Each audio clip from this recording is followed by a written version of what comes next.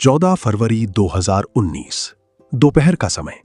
कश्मीर की ठंडी हवा में सब कुछ सामान्य दिख रहा था, लेकिन कुछ ही मिनटों में एक ऐसा धमाका होने वाला था जिसकी गूंज पूरे देश को हिला देगी और सवाल छोड़ जाएगी, क्या इसे रोका जा सकता था? जम्मू से श्रीनगर की ओर बढ़ता सीआरपीएफ का काफिला, करीब 78 गाड़ियां, 2500 से ज्यादा जवान। यह कोई असामान्य मूवमेंट नहीं था, लेकिन इस बार कुछ अलग था, कुछ ऐसा जो नजरों से छिपा हुआ था। कुछ दिन पहले खुफिया एजेंसियों को एक चेतावनी मिली थी, एक इनपुट, जिसमें कहा गया था कि जम्मू कश्मीर में एक बड़ा आत्मघाती हमला हो सकता है। खास तौर पर सुरक्षा बलों के काफिले को निशाना बनाया जा सकता है। यह कोई साधारण जानकारी नहीं थी, यह एक साफ संकेत था खतरे का। यह जानकारी अलग अलग एजेंसियों के बीच साझा भी हुई, लेकिन उस चेतावनी में एक अहम कड़ी गायब थी, एक ऐसी जानकारी जो तस्वीर को पूरा कर सकती थी। हमले का तरीका, हमलावर की सटीक योजना और सबसे जरूरी, उसकी टाइमिंग। क्या यह सिर्फ एक अधूरी जानकारी थी या कहीं कोई चूक हुई थी? जम्मू कश्मीर की सड़कों पर काफिलों की आवाजाही हमेशा खतरे से खाली नहीं रहती, लेकिन इस बार खतरा और बड़ा था और अदृश्य भी। उस दिन 14 फरवरी की सुबह मौसम साफ था, लेकिन हालात कुछ और कह रहे थे।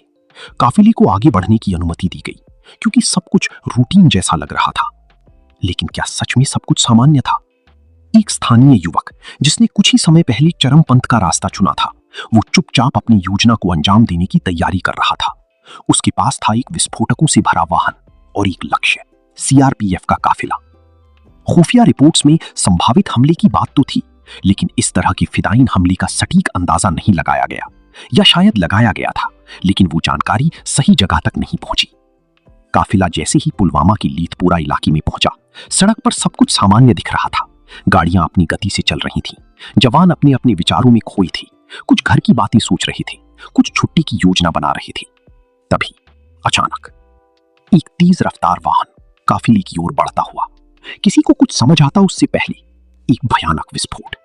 आसमान में धुएं का गुबार, चारों तरफ चीख पुकार, सड़क पर बिखरे मलबे, और कुछ ही सेकंड में सब कुछ बदल चुका था। यह सिर्फ एक हमला नहीं था, यह एक ऐसी त्रासदी थी जिसने पूरे देश को झकझोर दिया। लेकिन इस कहानी का सबसे डरावना हिस्सा अभी बाकी है।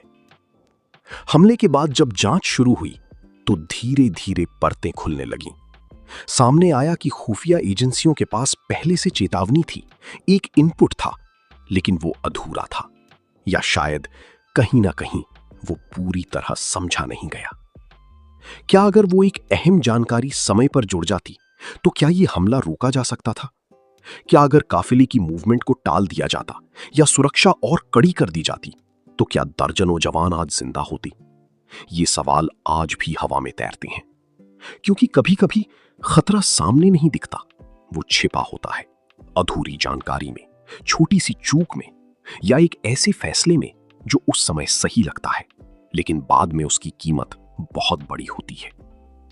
पुलवामा हमला सिर्फ एक आतंकी घटना नहीं था, ये एक चेतावनी भी था कि खुफिया जानकारी की दुनिया में हर छोटी से छोटी डिटेल मायने रखती है, क्योंकि एक छूटी हुई कड़ी पूरी कहानी बदल सकती है। और उस दिन 14 फरवरी 2019 को शायद वही एक कड़ी कहीं खो गई थी, और जब वो कड़ी गायब हो तो इतिहास सिर्फ लिखा नहीं जाता, वो दर्द बनकर याद रह जाता है। धुएं के बादल अभी छटे भी नहीं थे कि पूरे सिस्टम में हलचल मच चुकी थी। फोन लगातार बज रहे थे, वायरलेस पर टूटती आवाजें, और हर तरफ सिर्फ एक सवाल, ये कैसे हुआ? हमले के कुछ ही घंटों बाद जांच एजेंसियां सक्रिय हो गईं। घटनास्थल को सील कर दिया गया, हर छोटे से छोटे सबूत को इकट्ठा किया जाने लगा। जली हुई गाड़ियों के बीच बिखरे टुकड़ों में उस सच्चाई को खोजा जा रहा था जो शायद पहले कहीं छूट गई थी। धीरे धीरे एक नाम सामने आया, आदिल अहमद डार, एक स्थानीय युवक जिसने इस हमले को अंजाम दिया। लेकिन वो अकेला नहीं था, उसके पीछे एक पूरी योजना थी, एक नेटवर्क था जो लंबे समय से काम कर रहा था। जांच में पता चला कि विस्फोटकों की इतनी बड़ी मात्रा अचानक नहीं जुटाई जा सकती, इसके लिए समय लगा होगा, मूवमेंट हुआ होगा, और शायद कहीं ना कहीं इसके संकेत भी मिले होंगे। यही वो जगह थी जहां कहानी और गहरी हो जाती है। खुफिया इनपुट्स की फाइलें दोबारा खंगाली गईं, पुराने अलर्ट्स को फिर से पढ़ा गया और तब एक पैटर्न दिखने लगा। छोटे छोटे संकेत जो अलग अलग जगहों पर दर्ज थे, लेकिन कभी एक साथ जोड़कर नहीं देखे